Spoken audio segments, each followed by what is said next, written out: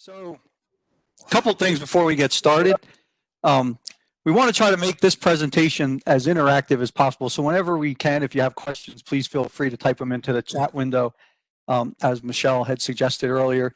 And we're going to leave lots of time for open discussion because, to be perfectly honest with you, this is a very unique situation that we find ourselves in agriculture. And we really want producers and growers to have the opportunity to share some of their success stories and some things that maybe they're trying to do a little bit better as we start this marketing season. And some of you all down south are already pretty well into it, as some of our folks up north are as well. So we're going to give some guidance and some suggestions as we move forward. But we really want to try to open this up as wherever possible for some discussion amongst everybody on the webinar tonight. So, if y'all remember, in recent past, we were focusing an awful lot of our energy, and the folks that are working on some of these webinars were also part of, if you remember a few years back when we were doing our agritourism working groups, which is still in existence today. And we did a whole bunch of programming on agritourism and direct marketing, and some of our colleagues on the call, Wes and Meredith, focused a lot of their energy on making sure that we were providing safe products through some of these activities. But we were really focusing a lot of our energy on getting people to the farm. We weren't really concerned with the concentration, other than trying to keep traffic and safety in those regards, and fire safety and such. But we were really focusing a lot of our energy on getting as many people to come and enjoy our farm products and our farm environment. If you recall from a lot of those talks, we were talking about the experience of coming to a farm. And we were spending a lot of energy on experiential learning and that experience of going out there and seeing where your farm products were produced. And you can see some of these pictures here were from those programs. And the one on the top left is a pretty common sight that we would see an awful lot during the fall, loading folks onto hay wagons to go and enjoy some of the fall activities on farm. The picture on the top right is a little bit unique, but we're really starting to get into that pretty heavily, is farm to table type dining experiences where people were coming to your farm activities and enjoying a meal made with the products grown in New Jersey or on your farm specifically. The lower right became really, really popular over the years. Pick your own operations, where it was a wonderful opportunity for folks to gather in pretty close quarters and enjoy picking the produce that they would ultimately take home and enjoy with their families. And again, the one on the bottom right is what we used to think about, and Bill's going to show some pictures of this in his presentation later, what we used to think about coming to our farmers market. And so these are all things that we were really focusing on. We were getting really, really good at, excuse me, I got a weird thing on my computer. We're getting good at doing that, and we were focusing our attention on providing the best quality product and a safe product for people to enjoy. A little technical difficulty here. Hold on. There we go. Now today, after the pandemic of COVID-19 has struck the world, we've really kind of changed an awful lot of the way that we see our marketing opportunities on our farms. You can see on the top left, this was from a livestock and a poultry producer. We're spending a lot of our energy being concerned with sanitation of our farms and making sure that people follow CDC guidelines for social distancing and such. Unfortunately, from the top right, some places had to close their businesses completely to consumers coming. This isn't the case, obviously, for agriculture, since we were considered to be essential. But a lot of opportunities were lost, unfortunately, due to closures in response to the pandemic. And we're also getting more creative in how we're packaging, as you can see from the bottom right. But rather than worrying about just getting people to come and purchase our products, we really had to start focusing on doing it in a way that meets the CDC guidelines and food safety and general human safety protocols. So we've really had to change how we're running our operations pretty dramatically, frankly, in a very, very short period of time. Now, in response to the COVID-19 pandemic, our consumer demands have changed dramatically as well. Now, COVID-19 has dramatically impacted how our consumers shop. It's dramatically impacted what products they're looking for, how the products are packaged, how the products are presented and prepared. It's also producers should adjust their marketing efforts to meet these changing demands. And that's what we're going to focus a lot of our energy on tonight is how do we focus with the concentration on consumer safety and well-being and minimizing the potential for spread of COVID-19. How do we change to meet these new demands that are really based on a disease that we weren't prepared for in the very initial stages? We really didn't know that this was going to be an issue that we had to face. So now we really have to change our marketing strategies. And understanding and responding to these changes certainly is crucial for success. So we have to really understand what our consumers are asking for, what their safety dictates that we do. And in order to be successful in our operations, we have to take all of these things into consideration while we're managing our farms and starting our marketing operation.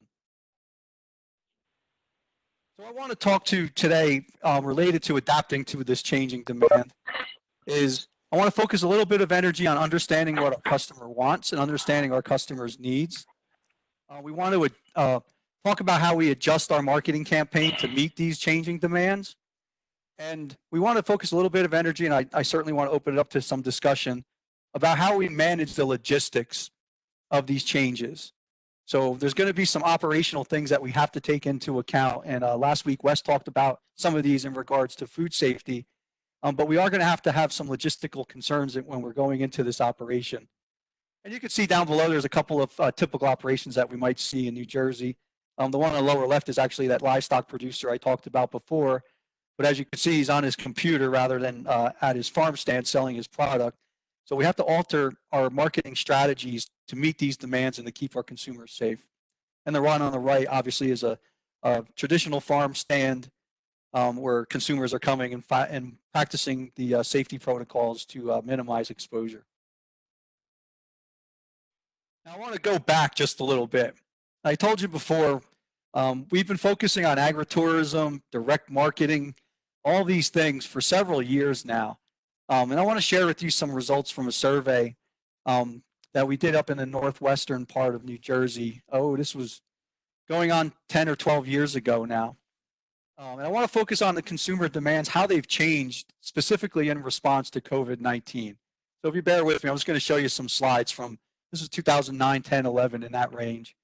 When we were asking folks why they were choosing agritourism locations, you can see down below on the left, freshness, high quality.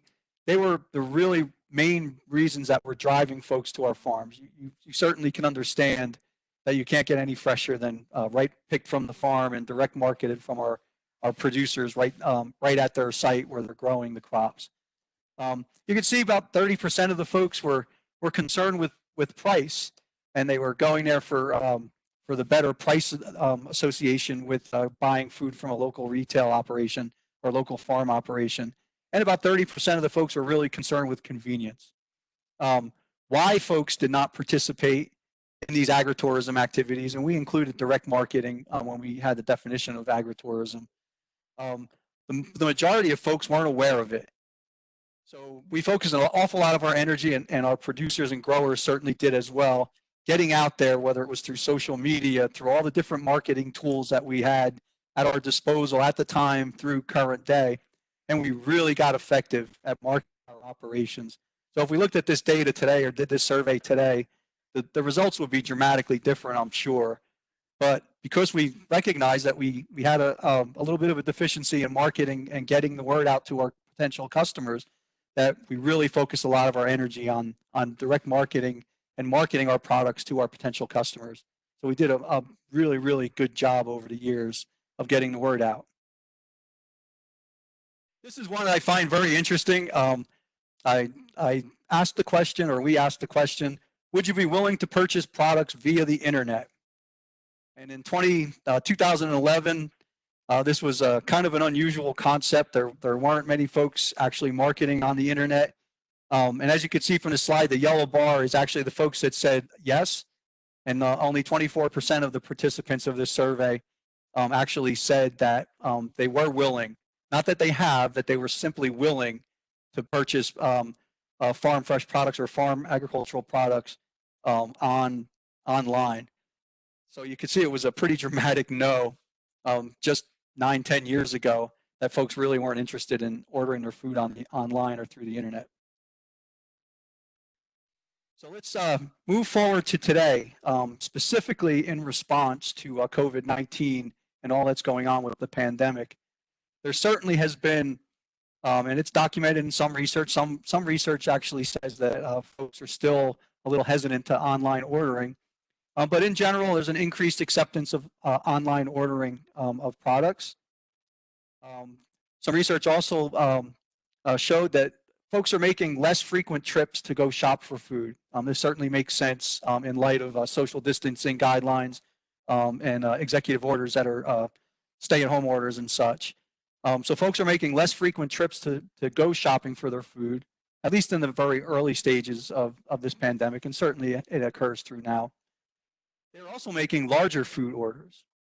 You've probably heard tale in the news of shortages and on certain food stocks that folks were going and buying in bulk because for several reasons. They wanted to have it available for the long term, and they certainly were concerns about whether or not those things were going to be short. So folks, again, were making less frequent trips and buying larger orders of food. One interesting thing, and I've been doing this for 20 some odd years now, and this is the first time that this really has been a concern, and it is that health concerns are really dominating this demand. So the reason that folks are spending a lot of time and a lot of energy getting their food is because they're concerned for their health, and this is certainly an acceptable reason, and you can understand why folks are dominated by their health concerns. Some of the concerns that folks are really taking into consideration when they're making their food purchases or their purchases in general, social distancing protocols. Folks are really concerned about staying away from folks that are sick and keeping their family and their immediate family and their friends healthy by maintaining the social distancing. They're also spending an awful lot of emphasis on a local food supply. Folks really want to know where their food's being produced. They want to know it's being produced in a safe manner, following all the recommended practices for that product. Folks are really concerned with seeing a demonstrated and documented safety protocol. So like I said, Wes last week talked about food safety protocols, and they really want to know that they're buying their product from a place that's actually following these recommended and in some cases mandated protocols. And there's certainly a really large push, and I'm not going to talk about it today, but there's actually a study that followed consumers in China, and folks are buying lots more vegetables from the online local suppliers of vegetables because they want the perceived benefit of boosting their immunity to fight off the pandemic or fight off the disease should they get it. So all these reasons, most of them are dominated by health concerns, are really driving a lot of why consumers are looking for their food products. And this is kind of a generalization, but in general, our health concerns are overriding our concerns related to cost.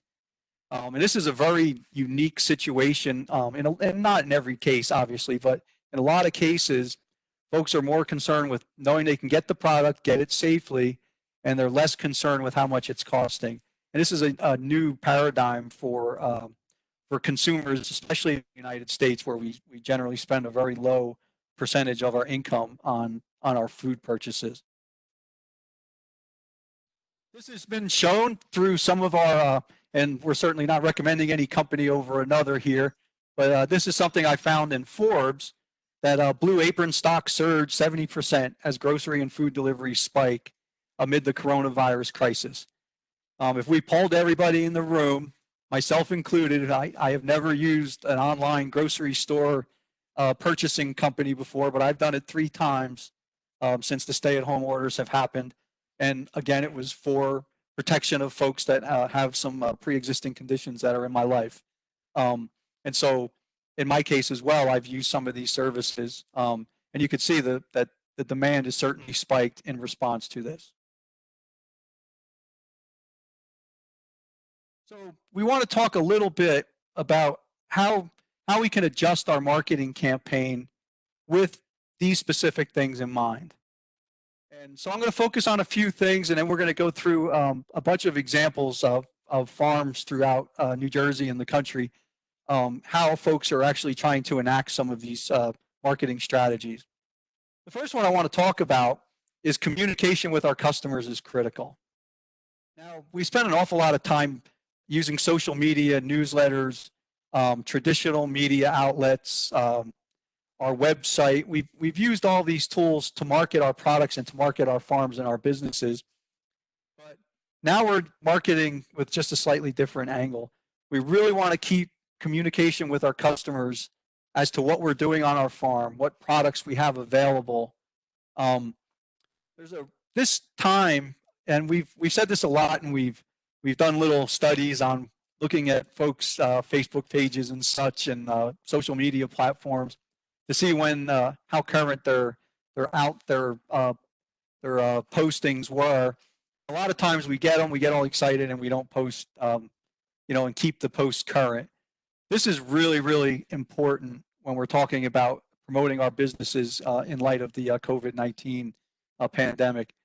It's really important that we keep our social media sites current. And one in particular, you see the picture down in the bottom here. If we were to put this on, "Come to my farm today," it gives a certain perception that we're not following social distancing protocols. Obviously, we have a bunch of people crammed into a hayride. So it's a really good idea to go back and change any of your pictures that maybe are showing your farm from last year or the year prior, when we didn't have these social distancing protocols to contend with. And maybe change some of them to help market that you're actually following some of these practices. It's a really good idea, and it really gives a good image to the industry and to your operation in particular. Again, it's really, really important to keep our customers informed as to what we're doing on farm and through our marketing endeavors. Such things as safety protocols. What practices are we actually implementing on our farm? I'm going to show you some pictures of some pretty innovative producers here in the coming minutes. What our schedule is. A lot of times we've changed our schedule slightly or very dramatically in response to consumer demands and some of the safety protocols that we're trying to implement. Certainly managing our schedule is going to be a much bigger challenge, and Bill's going to touch to some of this in his presentation shortly. What are our ordering options? If we want customers to come and still purchase our products, we really have to keep them informed as to what their ordering options are. And there's myriad options that we can do. And again, Bill's going to talk about this in a little bit. But whether we're talking about online marketing, whether we're talking about ordering online, drive-through pickup, everything from traditional come to the farm stand and purchase products by yourself. So there's a whole bunch of different alternatives that we're using now.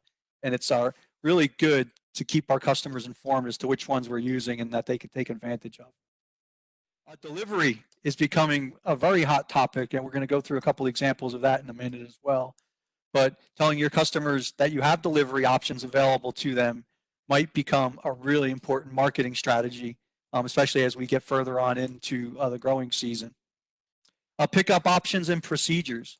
You're going to see some pretty interesting examples of what some of our innovative producers are doing to bring people in, keep them away from other customers, keep them safe, and run them through and allow them to make purchases from our farmers in a safe way.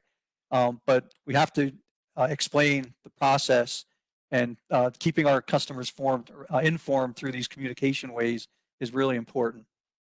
One thing that's really, really crucial, especially now, is product availability. We want to keep our customers informed of what products we have available and if we're concerned about possibly running out.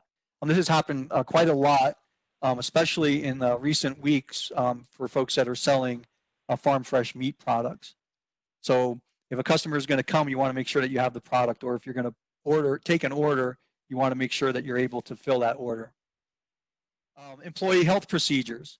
I'm going to show you an example here in just a minute of a company that is sharing how it's managing the health and welfare, not only of the customers, but also of their employees.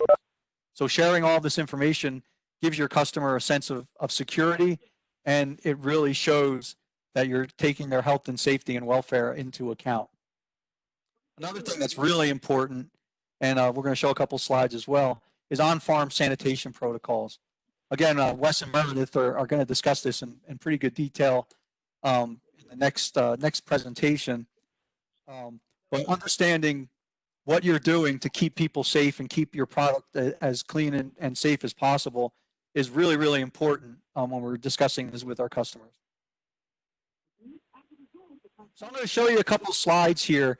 Now, this is a company down in North Carolina that started as a relatively small operation, but now is a pretty big processor of products. And I want to show you, in particular, if you look on the top where it says Joyce Farms Response to COVID-19. Now, this is a really good thing, and we were discussing this before. As we start going through a lot of our websites and things, doing research up here, we're seeing a little bit, not very much, of a direct advertisement for what we're doing, and it might be a very good idea to share with your customers. This is what we're doing in our operation to manage and prevent COVID-19 from spreading. As you can see here, I'm not going to read the whole thing, but Joyce Farms is closely monitoring the progression and spread of coronavirus. Heightened sanitation programs are in place. Intensive precautions regarding COVID-19 also include, you can see they're doing employee health monitoring. They're not allowing producers, over-the-ride drivers coming into the facility. So they're practicing a little bit of isolation. A no visitor policy is currently in place, so nobody can come and see, again, to try to keep it a closed system. And they're practicing mandatory 14-day self-quarantine for any employee that's visited a known hotspot. So they're being very aggressive in this regard. This is a farm in North Carolina. So they were being very aggressive very early on to demonstrate that they're going to do everything in their power to minimize the chance of coronavirus getting into their operation. Another thing that's really interesting here, and it's a very good idea, they're specifying how they're using, what chemicals they're using and what processes they're using to clean product surfaces and contact surfaces. So it's just a really good example of how we could share what we're doing in our farm operation. Another thing I really like to see is they changed midstream. This is a relatively taking product from farms all over North Carolina and then taking the final packaged product and really selling it to the restaurant industry. But they realized that the restaurant industry was not going to be a potential outlet for their products. So midstream, they changed and they started a local pickup service. And you can see here they're doing pickup times, they're doing pay online, they're doing select a local pickup option, and obviously all the way to the left you can see shop online. And Bill's going to go through some of the platforms that you can use to actually start this on your farm later on. Some really other good things to consider when we're talking about on-farm communication. Request that customers not come to the farm if they're displaying symptoms or have come in contact with someone who has. You're demonstrating that you're caring for your customers and the health and well-being of everybody that's coming to your operation. Cloth face coverings for customers and employee use. Now, this is certainly based on following approved practices, and in some cases, whether it's mandated or not, some farms are incorporating a face protection or face covering policy for any visitors to their farm. It's certainly a good idea while on farm to communicate your social distancing protocols. I'm going to show you some very creative signs in a little bit, but folks also have been putting distance markers down on the ground, reminders throughout their operation to communicate their social distancing protocols and to really reinforce to keep people apart. And this communication to customers is through signs, as well as verbal communication, or specific employees are enforcing or reinforcing, I guess is a better way of saying it, the social distancing protocols while on the farm and in some of our farmers markets. Another good thing is to communicate our delivery and pickup procedures. There's several different ways that folks are getting their products to the customer. but by communicating these practices, how we're going to do it, we're going to come in on this side of our farm, we're going to do pickups over here. Please open up your trunk and stay in this line if you're doing a pickup. So there's a whole host of ways that we can communicate our delivery and pickup procedures to our customers. A really good idea, and we're starting to see this an awful lot, is have dedicated employees for specific functions related specifically to the on-farm safety protocols. So you might assign an employee to only go around and make sure to wipe down all the countertops with an approved chemical, or somebody who's managing spills, or somebody whose only job it is to maintain social distancing and to continually remind our customers of the procedures. This seems to be a very effective way, and it allows somebody to focus specifically on those standards. And as we say in just about everything we do, it's really, really important to train your employees to practice what you want them to practice. This might be an off hours type of a training protocol. There's a whole host of ways that you can do it, but it's really, really crucial that you train your employees not only for what to do while they're working, but what to do in the event of an emergency as well. We've spoken an awful lot about this in some of our agritourism safety trainings, but it's crucial in this case as well. Another really good idea is to design your sales area layout to safely and efficiently move your customers around. This can be done through a whole host of means, but signage, certainly on farm, would be a good way of doing it. As you can see down in the lower right, enter over here, please practice social distancing in several different locations throughout the operation. Customer service employees have employees that are there, ready and willing to assist customers. One thing that is becoming really popular is tell us what you want and we will pack it for you to minimize potential for cross-contamination. Although we have seen no evidence that that COVID comes or can be transmitted on actual crops. But we really want to try to avoid the potential for cross-contamination of stuff that's going on in the farm. Another way that is getting popular, and I'll show you a picture of this in just a moment, is prepackaged products. So rather than have loose peppers, say, you might have packaged peppers with a price on them to minimize the potential again for people picking things up and placing them down back into the produce. And label distances to keep customers separated. This is really, really important. You'll see it in a lot of places that you go that are retail outlets. And it's just, again, to reinforce, please keep 6 feet away in accordance with CDC guidelines. And of course, you can see on the left, having an approved hand sanitizer, whether it's just soap and water, but have the means to use hand sanitizer and to practice as much hand sanitizing as possible and provide them throughout your operation for your customers to utilize is really crucial. I want to show you a couple of examples from some of our other institutions around the country. This is a collaboration between NC State and the University of Florida. And you can see it's guidance for UPIC farms. And it goes through a series of best practices, how to communicate with your customers, how to focus on your employee health and welfare, and certainly cleaning and disinfection. All these practices are really, really good and approved to use on farm. And this one is particularly important for UPIC farms. So it's very good to have these for training, not only for your employees, but for your customers as well, to show them the practices that you're following.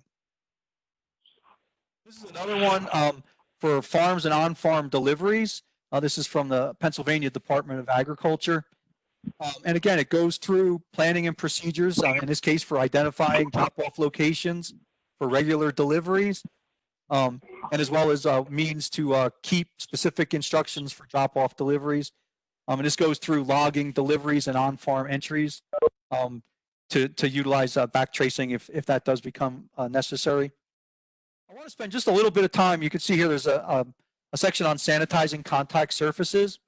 But I want to focus on the last paragraph above general farm ID. It's recommended that all farms have a continuity of business plan. And we focus a lot of energy on continuity of operations, how we keep going in the event that something happens that's unforeseen. And this is another way of looking at it. So how do we keep our operations running smoothly if there's any kind of disruption? Specifically, if we're discussing a disruption due to COVID-19, having this continuity of business operation or business plan could become really, really crucial to how you react to emergencies, to how you replace employees if you need to, how you're going to manage any employees who get sick and maybe need to be quarantined. So having a plan ahead of time will become really, really crucial, especially if you unfortunately do have instances of the disease. So I want to spend just a few minutes going over some pictures.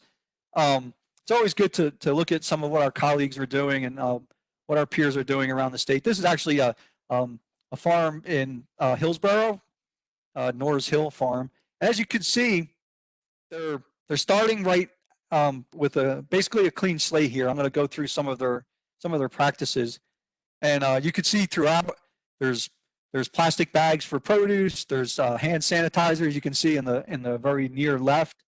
They're going to focus a lot of their energy on maintaining distance, maintaining as safe an environment as they can, and enforcing the protocols that they've enacted on their operation. And this is kind of the direction that we're headed as we're marketing on farms. We're focusing in this case that everybody needs to have a mask if they're going to come, and recommendations for wearing gloves as well, and maintaining social distances. And I'll show you how they're doing that in just a minute by trying to maintain the best possible social distancing protocols. Again, you can see the layout here. It's trying to keep folks going through their farm stand as quickly and as efficiently as possible. As you can see on the right-hand side, they have some signs here to stop here. And what they're doing is they're enforcing their social distancing protocols to maximize the 6-foot spacing. And the signage actually tells the customer where to stop and how far the 6-foot markers are throughout the operation and throughout the farmers market. Bear with me. Here we go. Another opportunity that folks are taking advantage of is pre-packaging. Now, we've all seen the beautiful picture on the top left at our more traditional displays. Very, very effective marketing, very effective for our customers. But some folks are now changing and actually pre-bagging, whether it's by number or by weight, and having packages that customers can just go in and grab one, or the employees can actually pick one and hand them to them to minimize contact. Again, it's a very efficient way to demonstrate not only that you're following safe protocols, it's also a way to manage flow in a much faster way. This is one that my colleague Michelle shared with us this afternoon. Home delivery is also becoming very popular in many of our farms. And as you can see from this farm here, order your fresh fruits and vegetables today. Orders must be placed by 10 o'clock, and they have a service charge and a delivery charge attached to it. This is becoming very, very popular, and some of our farms are going as much as 10 miles outside of their farm operation, and some of our meat purveyors are actually delivering to certain towns during the day, and getting really really creative in their marketing efforts. And home delivery and delivery to sites is becoming very, very popular, both amongst our customers and amongst our producers as well. Here's a couple examples of some of the signs. Again, focusing on sharing our intentions with our customers. And you can see from the top one, we're planning on continuing these sales times and procedures for as long as necessary. Telling the customer that you're going to do this as long as you need to is very important. Asking in a professional and nice way, please respect our social distancing guidelines of at least 6 feet distance between each other. And you've seen the slide, the picture on the right as well, reminding customers to please use hand sanitizer and as well to maintain social distancing. Folks are also using signage to enforce that they want all customers coming in into the operation or into the farm stand to wear masks. In New Jersey, specifically in accordance with regulation, but in other states as well, they're recommending, or in some cases, enforcing that customers need to have a face covering on in order to patronize the operation. So, in conclusion, I just wanted to say that it's obvious that COVID-19 has had a tremendous impact on the agricultural industry. Some parts of the state, a much different impact than perhaps up here. But we have to remember that this presents wide-ranging challenges, but it also does present several opportunities for marketing, especially due to the really tremendous spike in consumer demand. But it's important that we pay attention not only to our consumer demands, their health and safety, while we're developing our marketing strategy. And we really have to keep the safety and the understanding what the consumer's demands are at the forefront of our marketing efforts as we're moving ahead. I also just want to say be flexible and adapt to changes in the market. We're really not sure where we're going to end up and when this pandemic is going to be over. There's certainly going to be bumps in the road and opportunities that lie ahead, as well as obviously challenges. So we have to be flexible and adapt to the changes in our marketplace. And first and foremost, I wish everybody that we all stay safe throughout this. And with that, I'm going to turn it over to Bill Bamka.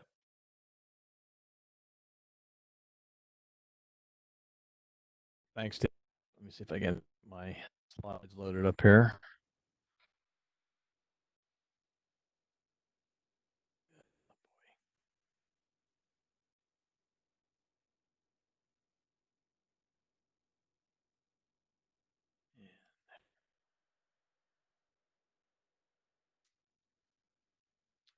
Good evening, everybody. What I was going to do is real quickly run through some of the options to how you can make some of these changes.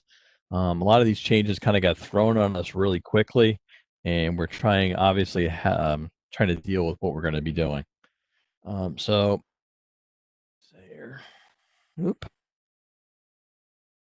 I got a technical problem here.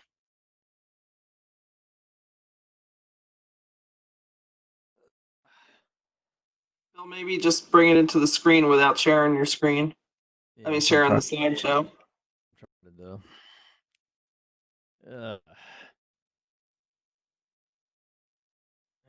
Boy. Apologies, everybody. Yeah. Okay. So one of the things we're dealing with is business has changed for us. Okay. Now we're all dealing with. Bill, we aren't seeing your screen. Oh man. Go to maybe up to the share button instead of sharing your screen. That's what I did. Did you do the bottom thing where you just open up the screen with the ghost icon? I'm trying, Mel. I am trying. Had it up before. I know. Let's try this.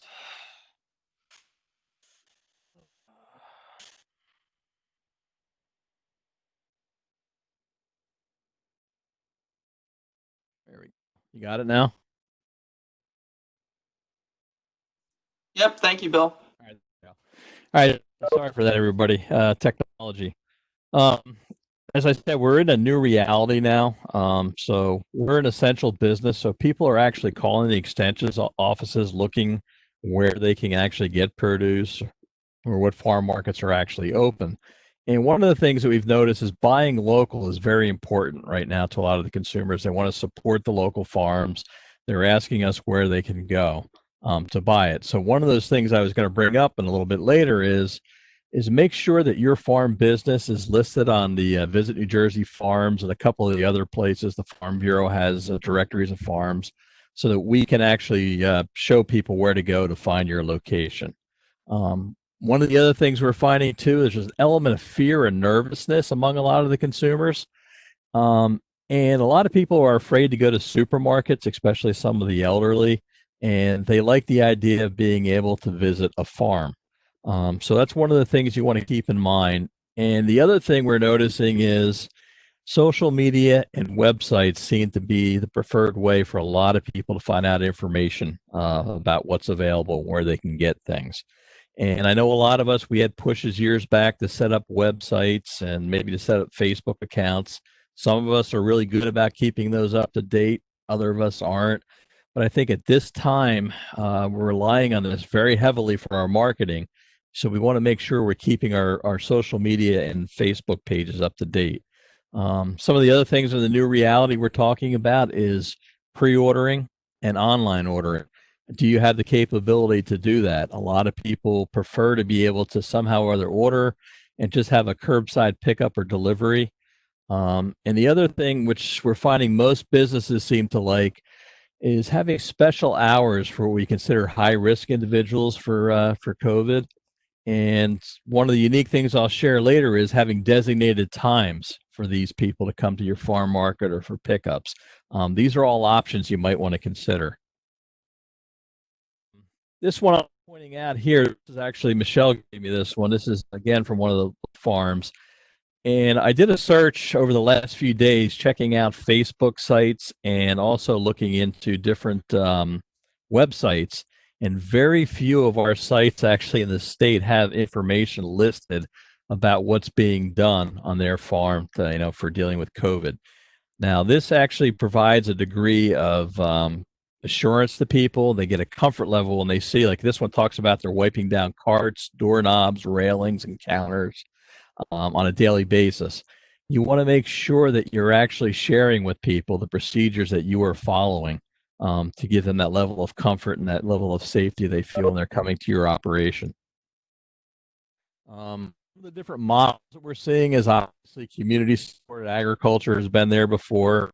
But we're also starting to see virtual farmers markets pop up and farmers markets that have pre-orders. Again, pre-orders are a big thing. The virtual farmers markets, I'll discuss in a little bit. There's a number of platforms you can use to turn your own direct farm market operation into a virtual farm market. We're seeing drive-through farmers markets, like I said, online ordering, curbside pickup, telephone ordering, multi-farm or food hubs, actually partnering with other farms. Maybe you're a fruit farmer and you're working with somebody else who has beef or something. You're working together. You're getting that one-stop shop for some people. And some people are actually asking about home shipping or home delivery. Here's an article that we've seen in New Jersey. The reason I highlight this is, just like in many things, New Jersey's ahead of the curve. We actually have people from other states coming to us asking how we're handling some of these things. So I thought I'd share some of what we had. This one is down in Burlington County. It's a drive-through farmers market where they have everything displayed. The people can actually make their purchases what they want without getting out of the car. Again, loading the curbside pickup. That's another one. We shared this with you before. Again, this is the ordering. The ordering with the delivery. That is also popular. So let's talk about farmers markets. That's typically what we thought about a farmers market. That's not how we can operate now. We have all the social distancing guidelines, the capacities, the spacing. So we're going to very drastically change how we do business in farm markets. This is a picture of a virtual farmers market. This was actually, I believe, from down in Baltimore, where the normal farmers market put up a virtual farmers market. They recreated the stands, and each farm has online ordering within this. We're starting to see more and more of these pop up. It's a way for people to get that order what they like from one location. This is the other we're seeing. This is out of New York, but do not touch products will serve you. We had a lot of the safety information, but that is what people want to see. They don't want to see other people handling, the produce or the products that you have.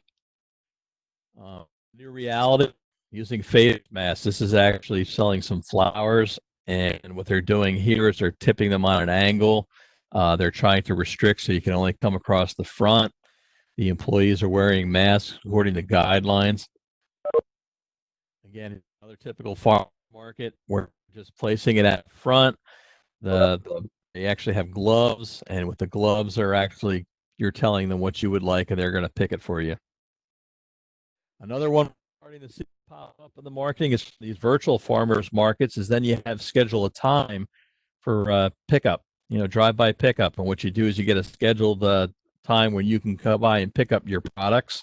Using this method, the truck there, the yellow truck, would have your order in it, typically placed in a box like this, where you put it in a box, and that's actually given to you with your name. A lot of the larger community farmers markets have made changes also. I know the farmers market in my county, in Burlington County, is set to open up in a week or so. We went through a lot of different guidelines limiting the number of vendors. There's procedures.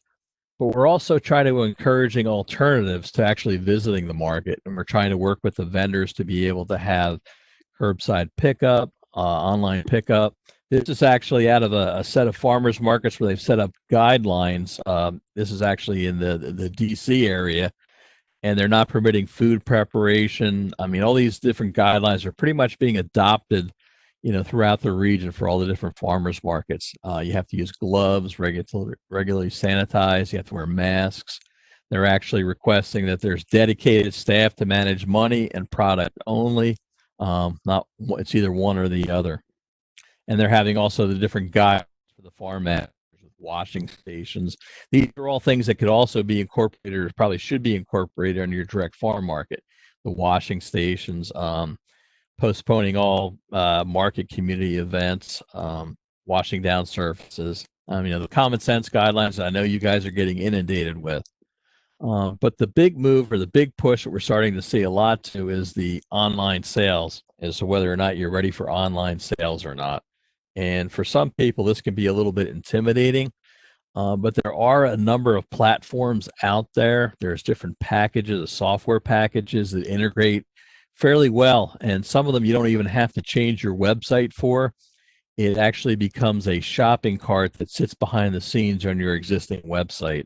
So what I thought I'd do is, number one, tell you some of the things you want to look at and see whether some of these packages are going to work for you. There's a number of questions that are actually recommended that you ask either the vendor or do the research on as to what will work or not work for you.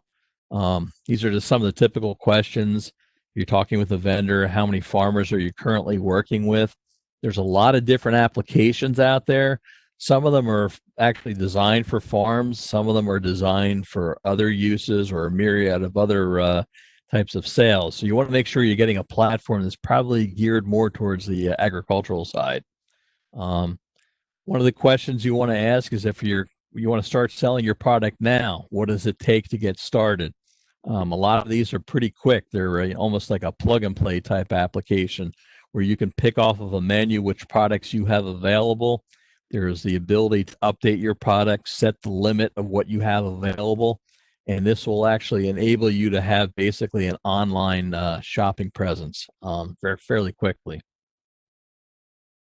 The other thing you want to ask is how you're going to enter the products that you're going to sell. Some of them are more complicated than others. Some of them, they're pre-populated. You just click the box. In other words, you say, I have peppers or I have sweet corn. You click how much, what dates it'll be available. Is it available Tuesdays and Fridays? What your general inventory is. And some of these programs will even track for you based on the online orders, and will tell you that you have exceeded the quantity, or you're approaching the quantity that you have set previously. And the other, make sure the application you're looking at actually has a platform that can be used with a smartphone. A lot of people who are looking to shop this way, they're using their smartphones. So you want to have that capability to work with a smartphone. Some of these programs are actually able to integrate with your existing accounting software. You want to see if it can do that for you. Some of them will create actually packing lists, and they will actually give you labels.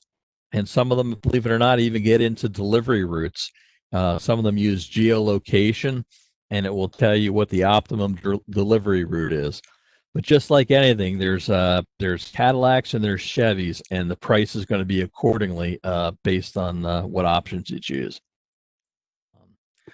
You want to see the program or the platform you're going to take is going to take credit and debit cards. Are they charged to the customer? Can you pay by check or cash on delivery? There's a whole host of options. There's even some of the programs that will actually let you offer discounts, coupons, and promotions. And you also want to check on how sales tax is handled. This is a very good resource. If we actually found this one recently, I would suggest you visit this for COVID resources. It's the Young Farmers Coalition. They actually have a fabulous guide for direct sales and software platforms, along with a whole host of other different marketing resources and how to deal with COVID. There's a lot of different webinars that are housed here. I would suggest that you visit this if you're looking for resources. It's got a wealth of information. And especially if you've never been on the online sales forum or direct sales with the software, this is probably the best guide that's actually on this site.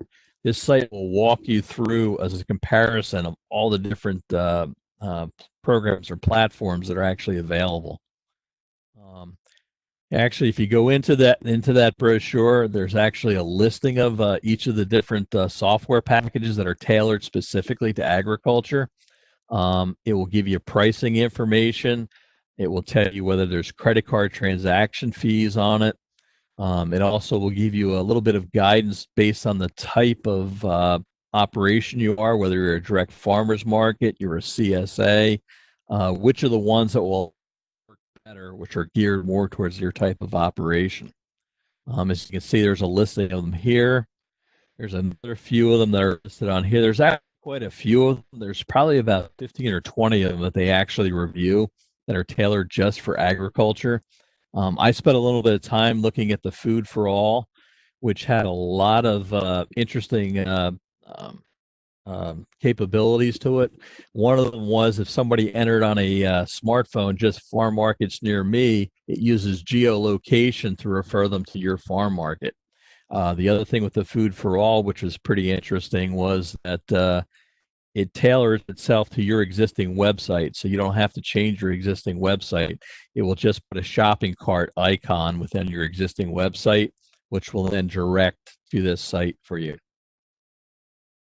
Again, go through, there's quite a few of these to sift through. Some of them are fairly more on the expense side. Some of them will have a lot more bells and whistles with them, but it's a really good starting point if you don't have this capability right now to sort through them and see which ones you would like.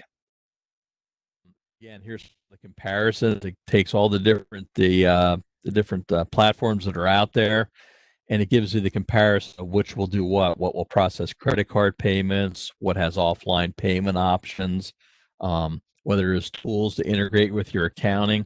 So you can actually narrow down if you're looking at some of these to see which one would best suit your operation. Again, this is at the basic of your sales model. If you're a CSA, it suggests which ones to look at. If you're doing just strictly online ordering, it will tell you which ones would be best for that. So I would suggest that you really take a look at this brochure. Example of them, this is the Acropolis one. And these are the software packages that are just designed to integrate. Some of them have free trials with them. This one actually will generate emails to your customers. It will tell them when your products are available. It has direct sales order forms, and you can actually get accounting reports from it. Again, we're not endorsing any of these, but there's a lot of capability on these different programs that are out there if you're looking to enter in the online ordering. Here's the other one I have called Food for All. This one is actually has a free shopping cart application where, like as I said, it will go directly onto your website. They actually have, again, as I mentioned, it uses the geolocation on phones. If somebody does a search, it will direct them to your farmer's market. They all have different guidelines how they work, different processing fees. Some of them it's a percentage of the sale that's made. There's a credit card or transaction fee. You're really going to have to sift through some of that and try to figure out, based on the volume of sales that you have, what you anticipate would be the most cost-effective option for you. Example, the menu that they have with this particular program, they populate it with pictures of the different commodities, and you can put it in there with a personal check that they want baby spinach, they want sweet corn. They click, and behind the scenes you'll get an order that comes to you via email, and you can determine how you would like to go with the delivery. Is it going to be a curbside pickup, or are you going to have specific delivery locations? They're pretty adaptable. And in this program, you can actually work with third-party delivery systems. So if you don't have a delivery capability in-house, they can pair you up with different delivery services. Here's an interesting option that we actually came across. Most of us are familiar with OpenTable. OpenTable is typically used by the restaurant industry. We found a number of farmers markets that are actually trying to limit the number of people that are coming to the market. And this is also being used with some of the elderly, where you're trying to give the high-risk people an opportunity to shop by themselves. You can actually have them book a shopping time. It limits it typically to one person, and they're given a time when they can come in. So if you wanted to have 15 people at the market, 10 people at the market, from a period of, a specific period, a specific time, you can do that. So that's an interesting option that we did see out there. One, like I put this on here, is these interactive online farm directories. I know the Department of Agriculture has them. The Farm Bureau has them. You really want to make sure that you're listed on these and that you're up to date with what you're offering on these. The reason being is there's an awful lot of inquiries or people who are looking for farm markets. They're calling our extension offices or going online themselves. And you want to make sure that this is going to be an avenue for you getting some business, that you're listed properly. Some of the ones that I looked at were pretty out of date.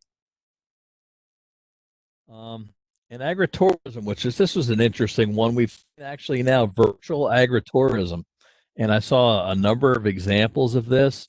We can't have these events on the farm, but this one was actually out of South Carolina, where they actually held a strawberry festival. Some of the different offerings that they had different times and dates. They had a strawberry idol. They had virtual bingo.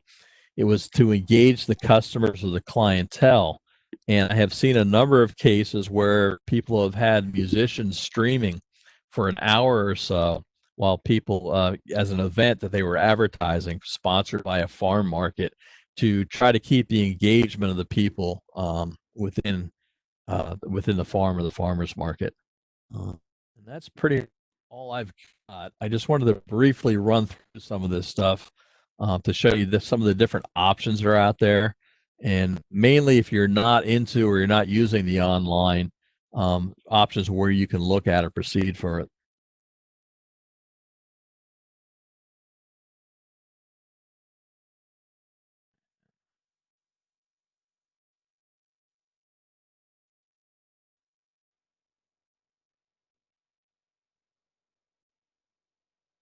Anything else, Steve?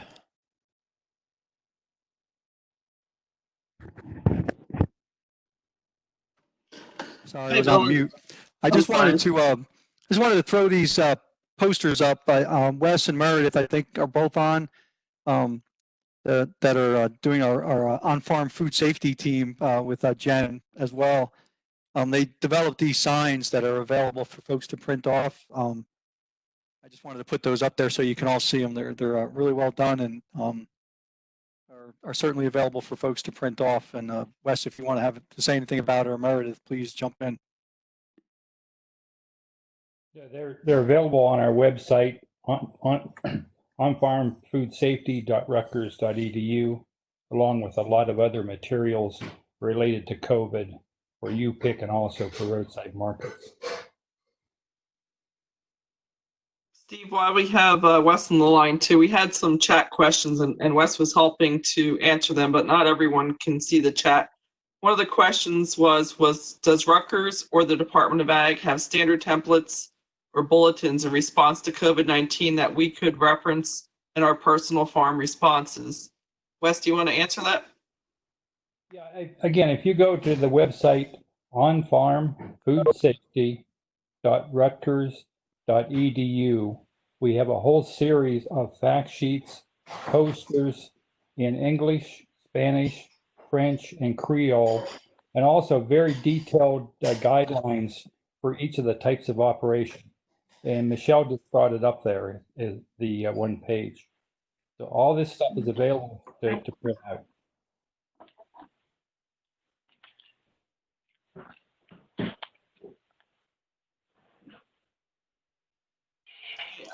Steve, another question that came in the chat box, and I'm not sure if we can answer this, but maybe some other farmers can jump in. How are our fellow farmers and vendors dealing with those drop-in customers or those that may not meet the assigned pickup times, other than saying we can only do online orders at this time? What is everyone doing if someone just shows up even though you're doing timed online orders? How are you handling that? Can anyone share?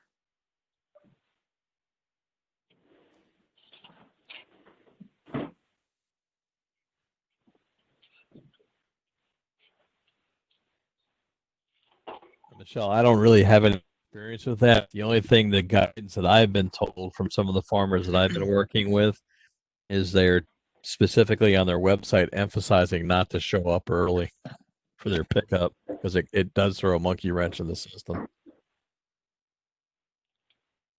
Bill, one of the other things I've seen when I've driven around and looked at some of our farm markets who are doing predominantly or all curbside pickup is there's a large sign at the entrance that says we only do pre-ordered curbside pickup. It's one thing that people are doing. The other thing is just doing online orders might not be something all your customers can do. So offering maybe email orders or phone-in orders so that you have the ability to get all of your customers involved in curbside pickup. Of course, people are always going to be late. You might get backups because people are all coming at the same time. Just trying to be patient and having your customers be patient. We are getting some more questions in the chat. One question is, if an employee calls in sick or comes in sick, can you send them home and do you have to pay them?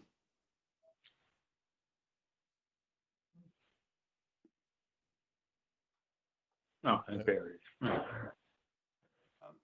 We do have someone from New Jersey Farm Bureau on here, Ben Casella, who does labor. Ben, do you have an answer for that? What was the question? Okay. The question is, if someone calls in sick or comes in sick and you send them home, do you still have to pay them? Well, what if they come in sick? Yes, they are. If they've met the obligations for earned paid sick leave, then yes, they could use their sick leave and be paid for the time they missed. That would be at the employee's discretion whether if they want to use another time off, but typically they would either be able to use the state earned sick leave or the federal earned sick leave.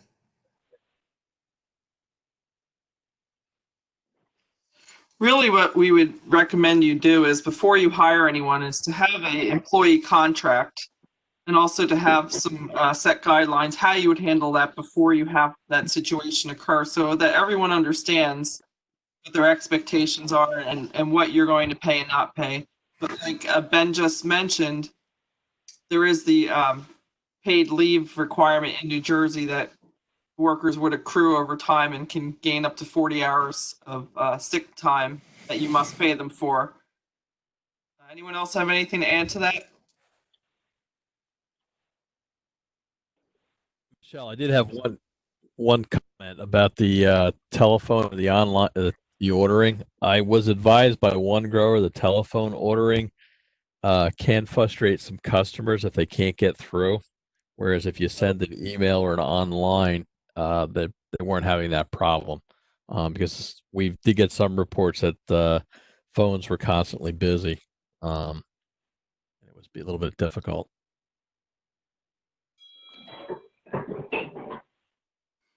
Does anyone else on the line want to chime in with any of your comments for anything? The one thing, if anyone is sick, they definitely shouldn't be handling food or in the food areas or helping customers. So they really should go home even before COVID. Wes, you want to comment on that? Yeah, I was going to say that we are in a special situation. If someone is sick, they absolutely should not be working. They should be sent home. It's one thing if it's a food safety situation before COVID where they could have other activities like repairing pallets or something, but we're in a special situation. In a farm market or in a roadside stand, tailgate market, you do not want anyone working sick.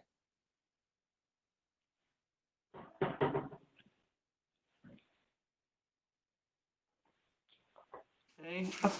Anyone else? The one thing I do want to mention, I'm sorry, there's another question here. Any word on employee testing for ag workers? I can let you know that I've been in touch with the Salem County Department of Health and the Gloucester County Department of Health. Every county is handling this differently. The governor was on the news today giving an update and saying that they want to try to test workers. But again, contact your county health departments because everyone's taking it differently and doing it differently. Wes and I did receive information from Salem County that they do have a group that's willing to go out to farms and test farm workers on a voluntary basis. There's many different feelings about that. And again, just contact your local health department and see what they have available. Wes, do you have anything else to add? In Cumberland, Cape May, Atlantic, all growers are being contacted and it being explained to them if this is federal funding, it's being paid by the feds. They will come out and do on-site testing. So if anyone is interested, they really should be contacting their local health department, as Michelle said, if you want to make that arrangement.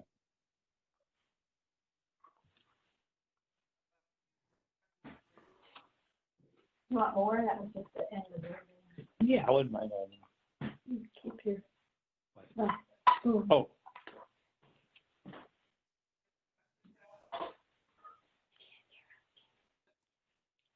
Is there any other questions out there before we wrap it up and do a closing statement for the evening?